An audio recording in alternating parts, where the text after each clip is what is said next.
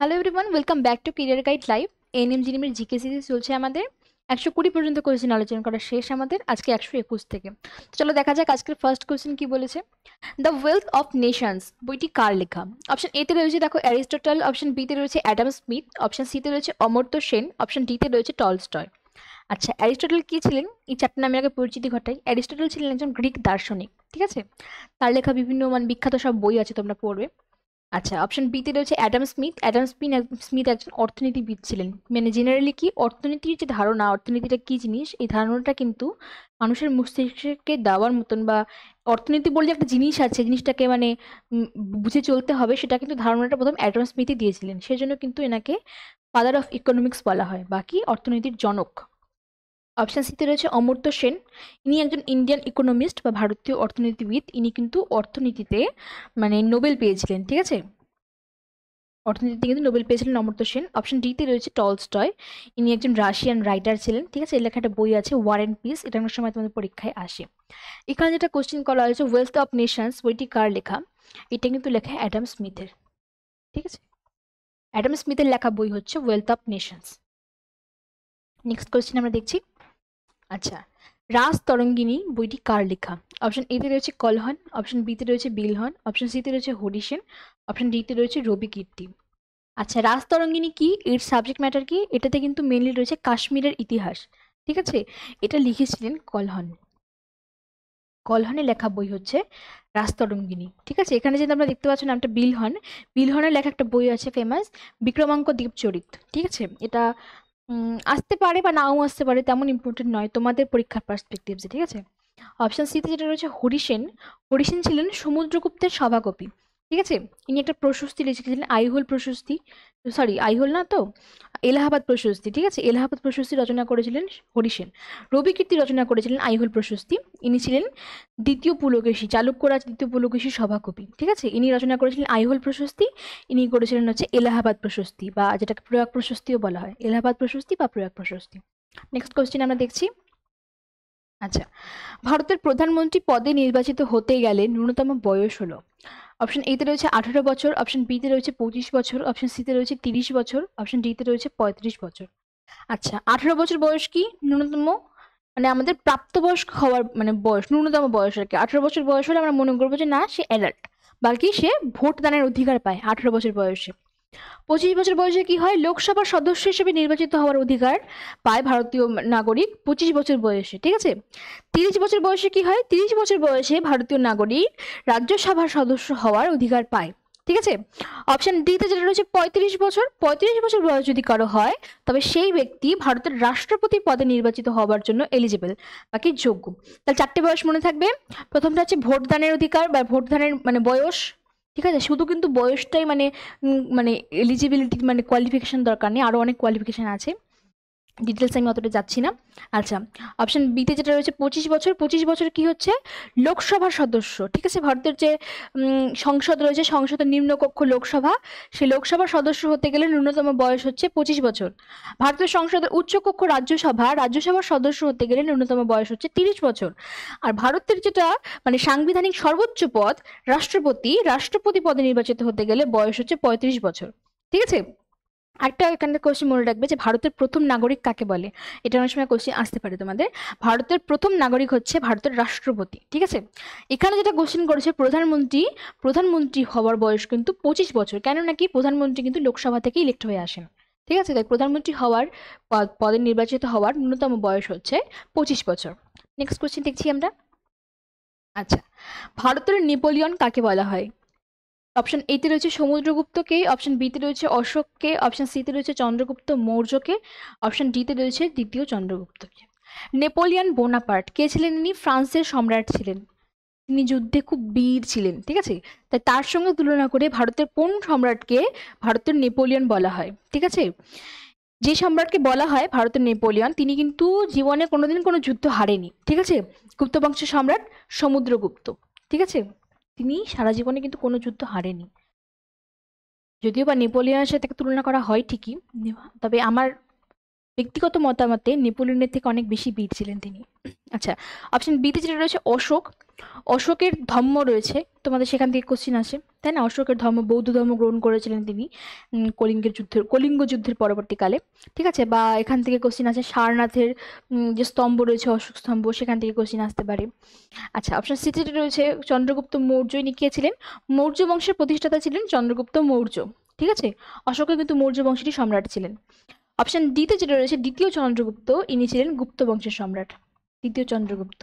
দ্বিতীয় চন্দ্রগুপ্ত নামটা ইতিহাসে অনেকবার এসেছে, তোমাদের ক্লাসে অনেকবার আলোচনা হয়েছে। কেন হয়েছে?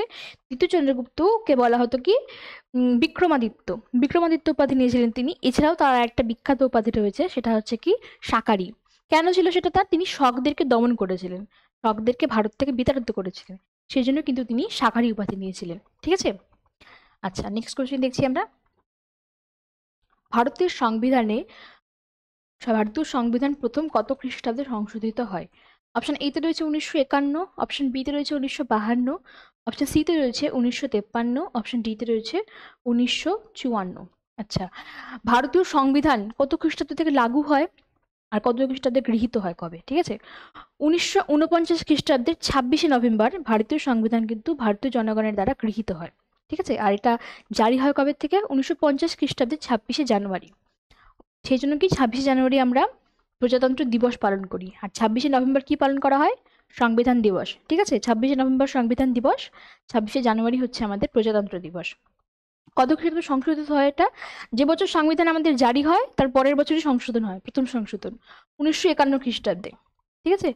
1951 খ্রিস্টাব্দে প্রথম ভারতীয় সংবিধান কিন্তু সংশোধিত হয়। অপশন বিতে যেটা রয়েছে দেখো 1952 খ্রিস্টাব্দ, এই সালে কি হয়েছিল বলতো? ভারতের প্রথম সাধারণ নির্বাচন অনুষ্ঠিত হয়েছিল।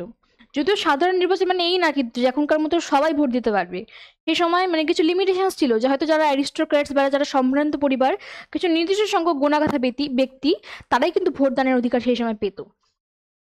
আচ্ছা, নেক্সট কোশ্চেন দেখছি আমরা। নিম্নলিখিত কোন ধাতুটি স্বাভাবিক উষ্ণতায় তরল? এই যে স্বাভাবিক উষ্ণতায় তরল ধাতুর নাম শুনলে আমাদের মাথায় কি আসে? পারদ, তাই না? অবভিয়াসলি পারদ অ্যান্সার হবে, কিন্তু দেখো এখানে অপশনগুলো দেখি আমরা। অপশন এতে যেটা রয়েছে দেখো লিথিয়াম, অপশন বিতে রয়েছে ব্রোমিন, অপশন সিতে রয়েছে বেনজিন, অপশন ডিতে রয়েছে গ্যালিয়াম। তাহলে পারদ তো অপশনেই নেই। তাহলে পারদ ছাড়াও আরেকটা কি ধাতু যেটা স্বাভাবিক উষ্ণতায় তরল, সেটা কিন্তু গ্যালিয়াম, তোমরা জেনে রাখবে, ঠিক আছে? পারদ ছাড়াও গ্যালিয়াম একটা ধাতু যেটা কি স্বাভাবিক উষ্ণতায় বা রুম টেম্পারেচারে তরল থাকে। আচ্ছা, আরেকটা কোশ্চেন এখান থেকে হয় যে ব্রোমিন, ব্রোমিন হচ্ছে স্বাভাবিক উষ্ণতায় তরল অধাতু, ঠিক আছে? স্বাভাবিক উষ্ণতায় তরল ধাতু কি কি হলো? তাহলে আমাদের গ্যালিয়াম হলো, পারদ হলো, আর স্বাভাবিক উষ্ণতায় তরল অধাতু যদি বলা হয় তাহলে সেটা হয়ে যাবে ব্রোমিন, ঠিক আছে? নেক্সট কোশ্চেন দেখছি আমরা। আচ্ছা, ভারতের তোতা পাখি কাকে বলা হয়? অপশন এতে রয়েছে ইবন বতুতা, অপশন বিতে রয়েছে আমির খুসরু, অপশন সিতে রয়েছে জয়নাল আবেদিন, অপশন ডিতে রয়েছে হিউয়েন সাং। হিউয়েন সাং কার সময় ভারতে এসেছিল? আলোচনা করা হয়েছে তো ক্লাসে আগে, জানাবে তোমরা কমেন্টে আমায়। আচ্ছা, অপশন সিতে যেটা রয়েছে জয়নাল আবেদিন, জয়নাল আবেদিনকে বলা হয় কাশ্মীরের আকবর, ঠিক আছে? অপশন এতে যেটা রয়েছে ইবন বতুতা, ইনিও কিন্তু একজন ট্রাভেলার ছিলেন যিনি ভারতে এসেছিলেন। কোথা থেকে এসেছিলেন তিনি? এটা কোশ্চিন আসে অনেক সময় যে ইবন বতুতা কোন দেশ থেকে ভারতে এসেছিলেন। তা হচ্ছে মরক্কো, হ্যাঁ, মরক্কো দেশ থেকে ইবন বতুতা ভারতে এসেছিলেন। অপশন বিতে যেটা রয়েছে আমির খুসরু, আমির খুসরু কিন্তু আমির খুসরুকেই মানে ভারতের তোতা পাখি বলা হয়, ঠিক আছে? আলাউদ্দিন খুলজির দরবারে ছিলেন তিনি। আচ্ছা, নেক্সট কোশ্চিন দেখছি আমরা। দাক্ষিণাত্যের ক্ষত কার নামের সাথে জড়িত? দাক্ষিণাত্যের ক্ষত জিনিসটা কি? জেনারেলি কি হতো অ্যানশিয়েন্ট টাইমে, মানে উত্তর ভারতের যেসব সম্রাট তারা কিন্তু কখনোই দক্ষিণ ভারতে মানে যেত না বা যাওয়ার চেষ্টা করতো না, কারণ কি দক্ষিণ ভারতের যুদ্ধ করার ট্যাকটিক্স সম্পূর্ণ আলাদা, ঠিক আছে? সেই জন্য কি দক্ষিণ ভারতে যেই গেছে সেই কিন্তু শেষ হয়েছে। কিন্তু এই যে চারটা মুঘল সম্রাটের নাম আমরা দেখতে পাচ্ছি, এই চারজনের মধ্যে একজন দক্ষিণ ভারতে গিয়েছিল এবং তার সাথে সেটাই হয়েছিল যেটা হওয়ার ছিল আর কি। অপশন এতে রয়েছে দেখো আকবর, অপশন বিতে রয়েছে জাহাঙ্গীর, অপশন সিতে রয়েছে শাহজাহান, অপশন ডিতে রয়েছে ঔরঙ্গজেব। দাক্ষিণাত্যের ক্ষত কিন্তু ঔরঙ্গজেবের নামের সাথে জড়িত। 25টা বছর ঔরঙ্গজেবের জীবনের 25টা মূল্যবান বছর কিন্তু নষ্ট হয়ে গেছে দাক্ষিণাত্যের পেছনে, মানে দাক্ষিণাত্যকে দখল করতে গিয়ে।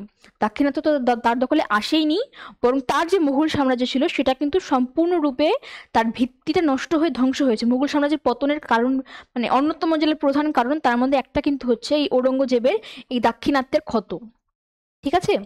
আচ্ছা, আকবরের কি ছিল? দিন ই ইলাহি, ঠিক আছে, দিন ই ইলাহি ছিল আকবর। আর এই যে জাহাঙ্গীর, জাহাঙ্গীরের সময় একজন ব্রিটিশ এসেছিল তার দরবারে, টমাস রো, এটার সময় কোশ্চিন আসে, হ্যাঁ, টমাস রো কার সময় বা কার দরবারে এসেছিলেন? টমাস রো এসেছিলেন কিন্তু জাহাঙ্গীরের দরবারে। আচ্ছা, তাজমহল তোমরা যে দেখো, তাজমহল কে স্থাপন প্রতিষ্ঠা করেছিলেন? শাহজাহান করেছিলেন।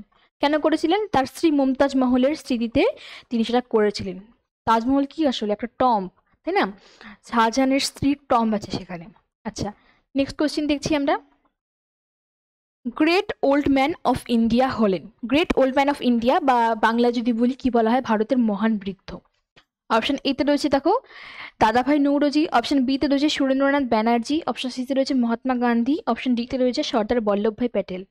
আয়রন ম্যান তোমরা দেখো তো মার্ভেল স্টুডিওর, বাকি বাংলায় বললে কি হবে? লৌহ মানব। সর্দার বল্লভভাই প্যাটেলকে কিন্তু বলা হয় ভারতের লৌহ মানব, ঠিক আছে? সর্দার বল্লভভাই প্যাটেল ভারতের লৌহ মানব।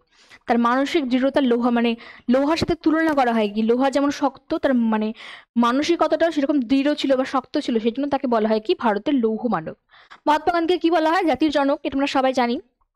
আচ্ছা, সুরেন্দ্রনাথ ব্যানার্জি, ঠিক আছে, সুরেন্দ্রনাথ ব্যানার্জি লেখা একটা ফেমাস বই আছে এ নেশন ইন মেকিং, এটা অনেক সময় কোশ্চিনে আসে যে এ নেশন ইন মেকিং এই বইটা কার লেখা? সুরেন্দ্রনাথ ব্যানার্জির লেখা, ঠিক আছে।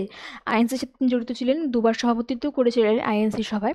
আচ্ছা, এখানে যেটা কোশ্চেন আছে দেখো, great old man of India, এটা কিন্তু বলা হয় দাদাভাই নৌরোজিকে, ঠিক আছে। দাদাভাই নৌরোজি লেখা একটা বই আছে, হ্যাঁ, এটা অনেক সময় কোশ্চেন আসে কি, poverty and un-British rule of India, poverty and un-British rule in India, এই বইটা কিন্তু লেখা দাদাভাই নৌরোজি। এছাড়াও দাদাভাই নৌরোজির একটা ফেমাস কাজ আছে, সেটা কি, যে ওয়েলথের যে ড্রেনেজ, মানে কি সম্পদের নিষ্কামন তথ্য, যেটা মানে কি ভারত থেকে সম্পদটা ব্রিটিশে চলে যাচ্ছে, ব্রিটিশ মানে ব্রিটিশ সাম্রাজ্যে চলে যাচ্ছে, ইংল্যান্ডে চলে যাচ্ছে, ভারতের সম্পদ নেই, মানে ব্রিটেন উন্নত হচ্ছে, সেটা যে একটা তথ্য, মানে ভারতের মানুষকে সেটা বোঝাতে হবে, সেটা নিয়ে কিন্তু তিনি একটা মানে তথ্য আছে তার, ঠিক আছে। নেক্সট কোশ্চেন দেখছি আমরা। লাভ বাগ হলো, আচ্ছা, অপশন এতে রয়েছে সংক্রামক ভাইরাস, অপশন বিতে রয়েছে কম্পিউটার ভাইরাস, অপশন সিতে রয়েছে ফসলের ক্ষতিকর কীট, অপশন ডিতে রয়েছে কোনোটি নয়। আচ্ছা, লাভ বাগ কিন্তু একটা কম্পিউটার ভাইরাস, ঠিক আছে, লাভ বাগ হচ্ছে একটা কম্পিউটার ভাইরাস। আচ্ছা, আজকে 10টা কোশ্চেন আমাদের আলোচনা করা শেষ, ঠিক আছে। আশা করি ক্লাসগুলো তোমাদের ভালো লাগছে। সবাইকে বলবো আমি যে ক্লাসগুলোকে নিয়মিত ফলো করতে, ক্লাসগুলো ফলো করলে তোমাদের জিকের জন্য আর ভাবতে হবে না, ঠিক আছে। জিকেতে তোমরা 10 out of 10 অবশ্যই স্কোর করতে পারবে। সকলে ভালো থাকো, সুস্থ থাকো, দেখতে থাকো career guide live. Thanks for watching.